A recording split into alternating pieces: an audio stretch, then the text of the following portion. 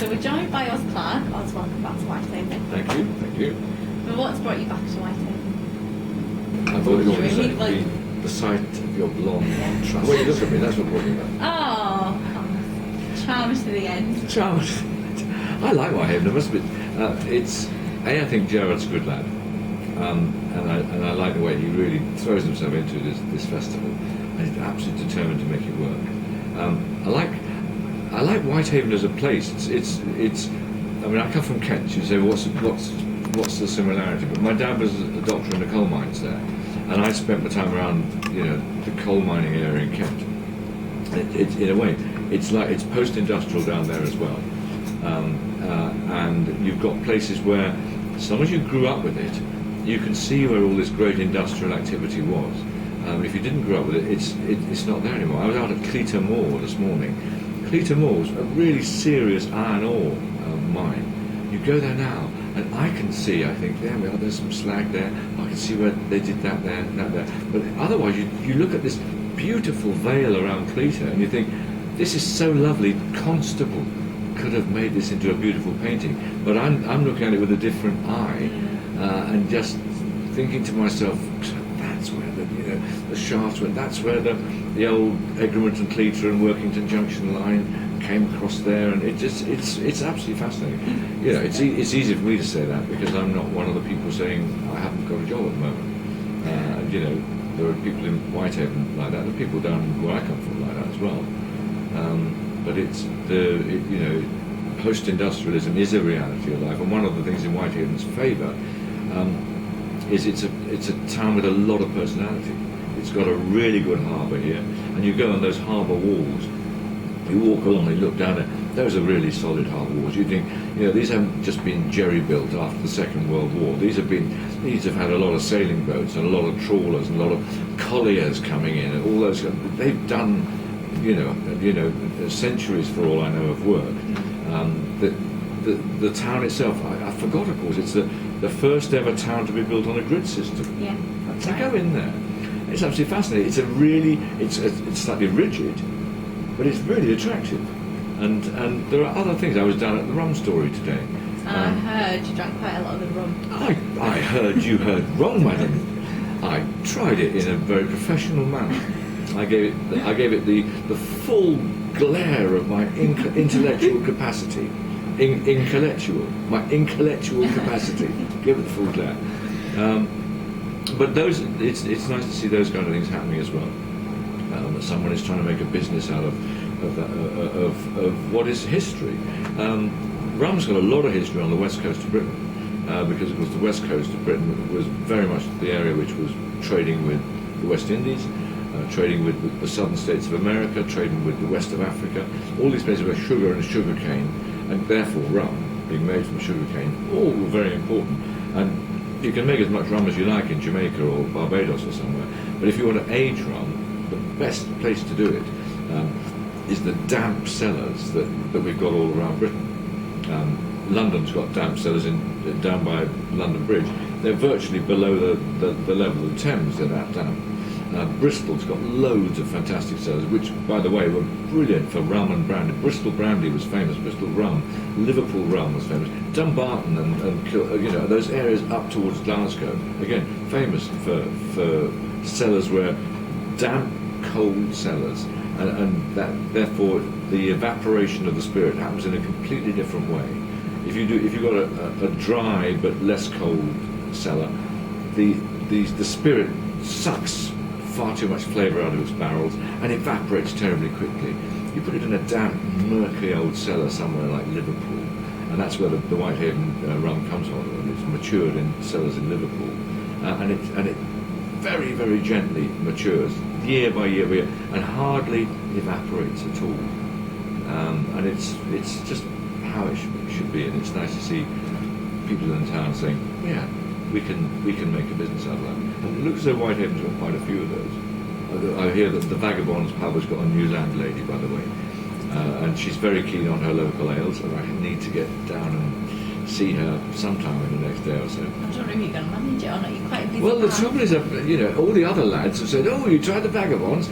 I said, "I'm working, fellas," and they said, "Oh, so are we." And I said, "Well, in a slightly different way to me, obviously. Because the thing is, when you're working with wine, if you want to, make your jokes and look as though you're a bit of a lad with your wine glass in your hand and all the rest, the best way to do it is almost stone sober. Because as I used to act, I was an actor, as you know that. But I used to act quite a lot of drunken kind of people, like Sir Toby Belch in Twelfth Night and all those kind of things. And one of the rules you had to say to yourself is to time the effect that to act or to get the timing for someone who's had a few drinks. It's a very precise thing. If you're going to get humour out of it, then you have to be sober. I mean, Gilly and I on BBC Food and Drink, we always used to say, a maximum of about one glass of wine before you perform. And I'd still follow that. Sometimes if you're a bit nervous and the audience doesn't look too friendly, or you think, oh God, I'm not completely on top of my material, or you think I need a glass of wine just to calm me down, and soften your surroundings. Just take the edge off. Take a few of your fears out of your soul. That's a nice way of putting it. I like that. That's what it feels. We've got a live audience. It's funny. People say you've done loads of shows. You can't be serious. You can't get nervous. And I say, of course I get nervous. I mean, I was nervous this morning. Right, even though you've been before. Yeah, absolutely. It's a new audience. I will be nervous in an hour's time. Because I've got a new audience then. And even though you say, well, you can do the same show as you did this morning. Yeah, but I didn't get everything right this morning. I got a lot right. But there's some things I could have done better, and there's some things I thought, no, you slightly pushed that too far, or you didn't push that far enough, or they'd have liked to have done a bit more about that, or they got a bit bored when you were saying that, and why didn't you add a bit more of that in because they like that, all that stuff. And also the continual terror of all performers that they will stand in front of the stage and suddenly think, I don't know what I'm doing, where am I? I've forgotten, that's the actor's dread. I still get those actors' dreams occasionally. And the dream is basically of drying, forgetting your words on stage in front of 2,000 people. Or being on, the dream is more likely to be, I'm in the wrong play. I've rehearsed Evita, and I know my role as General Perron, and I'm in Mamma Mia. And I don't know, and I'm out on stage, I'm about to start singing my song, and I don't know the song. It's a really, most actors have it. Some actors get it so badly, they can't work on stage anymore. Ian Holmes, a great actor, and great Shakespearean actor, he had to stop working on stage because he said, I just got so nervous. Laurence Olivier threw up every single night before he went on stage. Even a great stage actor like him. Stage. The thing about stage nerves is you've got to try and farm it. If you can gently farm it and foster it, so that the nervousness then comes out in a more focused performance. The nervousness comes out in higher energy. All of that's good, but it doesn't mean that before you go out to your audience, you're not yet again thinking they won't like me. I'll forget my words. I'll the stuff that I'm supposed to be talking about, I'll forget it. I'll have not got my props.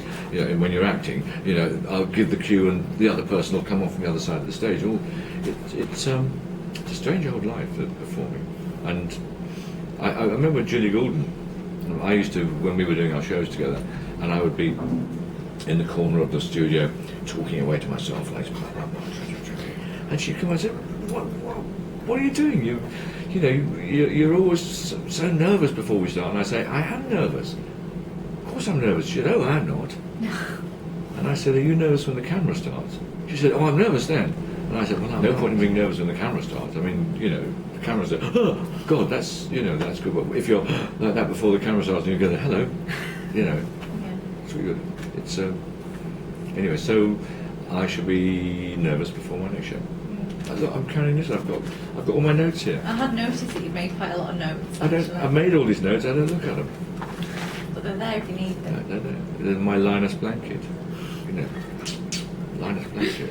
So a lot of people will probably be quite surprised about how much you know about, or how interested you are in rum and beer and cider and everything else, as well as wine.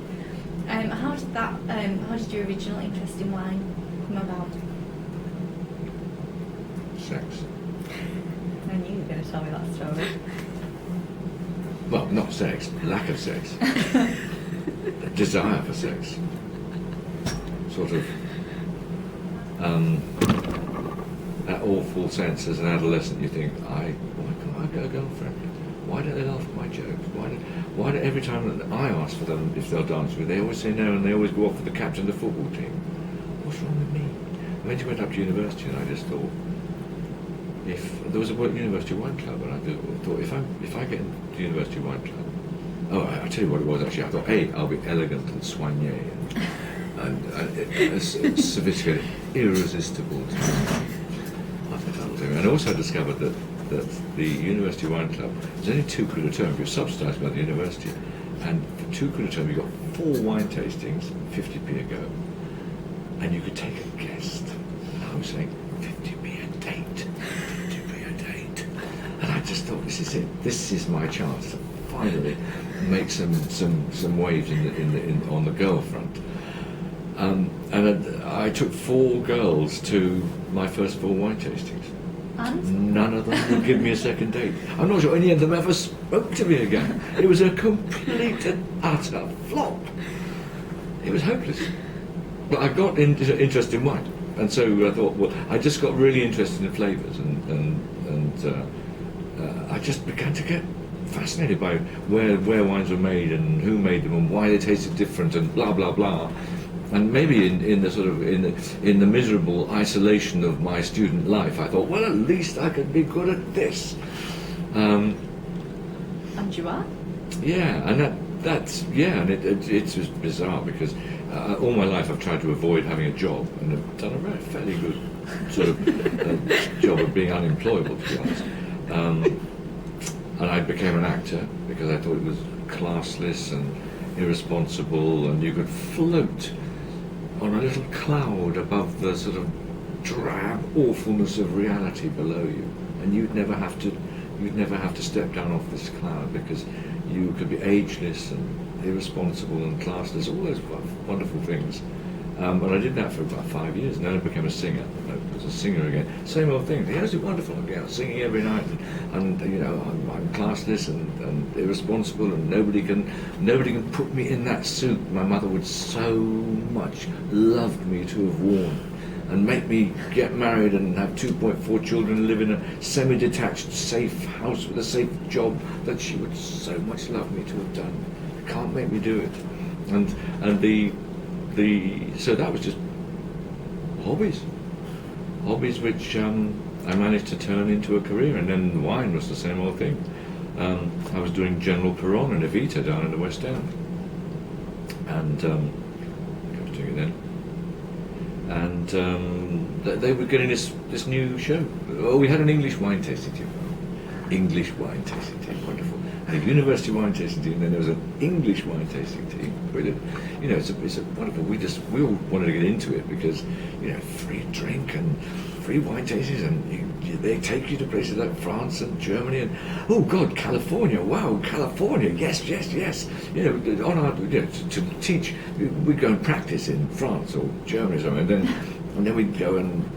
We threw down the gauntlet to the world, saying we will taste against any country in the world on their wines, and we'd said, and at your place as well, please, because we want to go on a trip. And we kept going as we kept winning. And was it a blind tasting? Or Right, absolutely blind tasting, yeah. You had to just, these are the wines, what are they, that kind of stuff. So we did all that. We were quite good at it, obviously. And we did the French, and we did the Italians, we did the Germans, we did the Americans, all that, giving them a good old walloping. And so I became known as the actor who knows about wine in around England, because I was an actor and the others were chartered accountants, and I was the one who got my sort of mug in the papers all the time. And each time we did something, I was singing Harrison Birtwistle music at the National Theatre when we did the French the first time. And the next time I was playing Sweeney Todd at Drury Lane when we did the German. So there I was dressed up as Sweeney Todd with my razor and my glass of champagne, cutting my throat and sending it just on the Germans. And then we did the Americans, the Italians or the French again or something. I was doing the Mitford Girls at the Globe with Patricia Hodge. And the last one was, then after that they said you can't do anymore because we think you're a professional now, I had to stop. That was General Perron and Evita. I was doing that with Stephanie Lawrence. She was a good Evita. She was a really good Evita. And they were doing this new thing called BBC Food and Drink, and the bloke had been told, they got a bloke to do the wine. And he said, they said, oh, you're going to have to do blind wine tasting in studio. And he said, oh. And they said, in front of an audience. They said, ah. And they said, live. He said, oh, I think I've just developed an incurable disease. It'll take at least 24 hours to cure me, and I can't do it. He dropped out, so he can't do it. Can't do it. Dropped out 24 hours notice, and the producer just said, get me that actor who knows about wine. He said he'll be able to do camera stuff. He'll come and do it. And I got this message at the stage door saying, come and, can you do tomorrow? And it was down at Bristol, and it was a Sunday shoot, so I could do it. I turned up and did this. It was wonderful. It was like doing pantomime. I turned up in the studio, and Peter Bazalgette, who's now in charge of everything, Arts Council, London, English Heritage, a lot. He's a fantastic bloke. It was his first ever job producing this BBC Food and Drink. And I turned up, and there's a bloody great audience there, and he said, you've got to go and blind taste that wine. And I said, right. I said, sorry, did the audience know what it is? He said, oh yeah, they've got a great big sign up saying exactly what the wine is, but you can't see that, so you won't know what it is. And I just walked on, I thought, I looked at it, and it was quite a few years ago, and I thought, I know that wine. I said, there were hardly any Australian Chardonnays in Britain at the time. And I looked at it, I thought, that wine is Tyrrell's VAT 47 Chardonnay. I know it is. Because of the colour, I looked at the colour, I thought, God, nothing's coloured like that. So I walked on and sort of started looking at this and said, oh God, look at that colour. Must be from somewhere quite warm. A little titter around the audience. I said, there are quite warm countries in Europe, like France, and I think Italy's quite warm. Absolute silence. But I said, I think, the Southern Hemisphere's got slightly more warm conditions. You've got several countries there. You've got some places like South Africa, silence. New Zealand, hold it, is a bit cold. And Australia, hold it, little titter, is much warmer. So I think this might be Australia. Hey, the whole audience went like that. It's Australia. I thought, it's that VAT 47 made by my friend Murray Tyrrell. Murray Tyrrell's wine there. And so I then said, well, what kind of grape could it be? It's quite golden. So, the Riesling is a good grape, silence, but it's a bit green. And the Sauvignon's a good grape, silence, but it's a bit green. The Chardonnay, little titter. So the Chardonnay is a slightly more golden grape, and I think it's a Chardonnay. Yes, and eventually I said it's a Chardonnay from the Hunter Valley, just north of Sydney. It's made by a bloke called Murray Tyrrell. It's in VAT number 47, and it's available at, Waitrose for £3.99. And the whole audience absolutely erupted, and I went off at the end, and Baz said, he said, that was fantastic. He said, I had no idea that wine tasting could be showbiz. And he said, do you want to come back and be a regular on the show in the new series? And I said, yeah, that'd be fantastic. He said, one thing before you go, he said, do you realise you forgot to taste the wine? I was just doing all that pantomime thing. Got so into the audience, it's sort of this and that and the other. I forgot to taste the wine. But do you still get that sort of facade when you go on that it is the role that you're playing? Or yes, I had it this morning. Had it this morning. You look out the audience and you just think, okay, how are we going to get on? Who am I going to be friends with in this audience? Who's going to be my chum? There's always someone in the audience who's going to be your chum. You need them because especially if things are going a little stickily, and sometimes they do, you need a few people to be friendly with who will smile and because there's an old acting thing that if you've got 2,000 people in an audience, if I let's say you're in row D and I've got something important to say and I'd say to you, 200 or 300 people around you will think I'm talking to them. Yeah. But if I go like this, hello, and it's things there and blah blah blah, no one will think you're talking to them. So it's an actor's thing. Always find someone to look at. Look directly at them. And if I look at you like this, loads of other people all around will say, he's talking to me. So, you always do that to start off. And we had a good audience this morning. A nice lady from Blackpool. I picked her, she was in the second row. Straight away I thought, she's going to be friendly. And then gave her a bit more wine early on. Said, God, some of you drink a lot, give them a bit more, just to calm people down as much as anything else, to say, this is not going to be a really boring wine tasting. You are not going to sit there, and I'm not going to tell you how many months this was in an oak barrel, and how old the barrels were, and what particular part of France, some completely unpronounceable bit of France you never heard where they came from, how many percent Cabernet Sauvignon, how many percent Merlot. I don't think you're that sort of audience, so I'm not going to tell you. Because I went to your wine tasting last year, and it was very much about the story behind the wine. Yeah. And is that the route that you tend to take?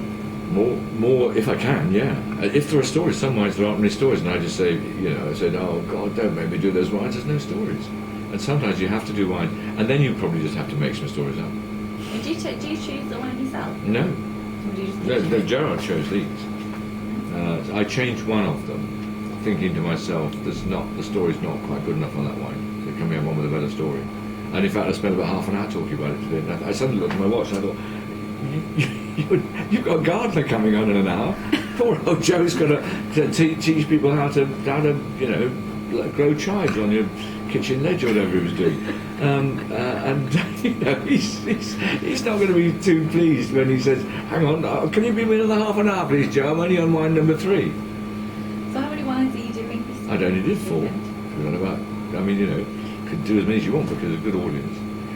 Whitehaven audience singing, sat down there thinking, this is nice, 12:15 in the morning or whatever it was. Time for a bevy. Afternoon at 12:15 though. Ali, afternoon starts at about 3:30. I was just doing it wrong then. But student days, afternoon basically starts when the pubs shut.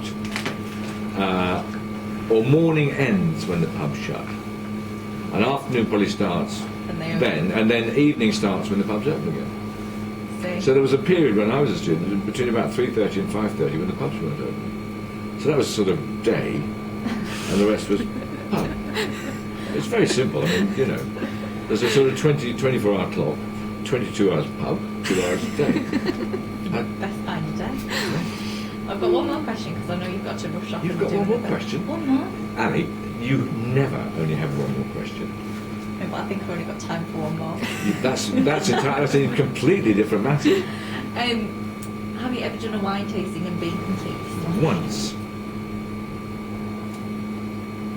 An awfully long time ago, before I knew better, Julie Gould and I did a BBC good food tasting of rums, whiskies and vodkas in the morning, and then in the afternoon I had stupidly said I would go and do a tasting for some IT people, not the most humorous bunch in the world. And I went and did this tasting, and also I had to sleep the night before on the Stockholm airport, floor of Stockholm airport, so I hadn't got any sleep because the name in my passport was different to the name of my ticket, and they wouldn't let me on. I kept saying, look, just get a British Airways person to come out. They'll know me and they'll say who I am. No, you cannot do that. Oh, no, your name is not whoever you say you are. And so I said, that was the last flight home, and I knew that I had the BBC, the stuff with Julie in the morning. In the afternoon, I had to do the whiskey, gin, vodka, rum, absinthe, whatever, coming up to Christmas, and you had to get all that stuff done. But you basically say, okay, that's it, don't do anything else. I went and did this other thing, and there was a fee involved. And I remember the next morning I rang up my agent and said, can you give the fee back to that people? Don't accept the fee. I said I was terrible, absolutely terrible. And she said, no, you can't be serious. I said, I promise you, I refuse to accept any money from those people. I was poor. Actually, at the time I actually thought I wasn't too bad. Looking back on it, I thought, you were terrible. You were terrible. So, and from that moment on, a completely golden rule, that whenever I've got a show to do, I don't do anything to do with drink before it. If I won't do a wine tasting, I won't do a trade wine tasting if I've got a show in the evening. Just don't do it. That was a long time ago. So it's probably reduced my alcohol intake by about 40%. Brilliant. Well, I'll let you go after your show now, so thank you very much. Oh, thank you.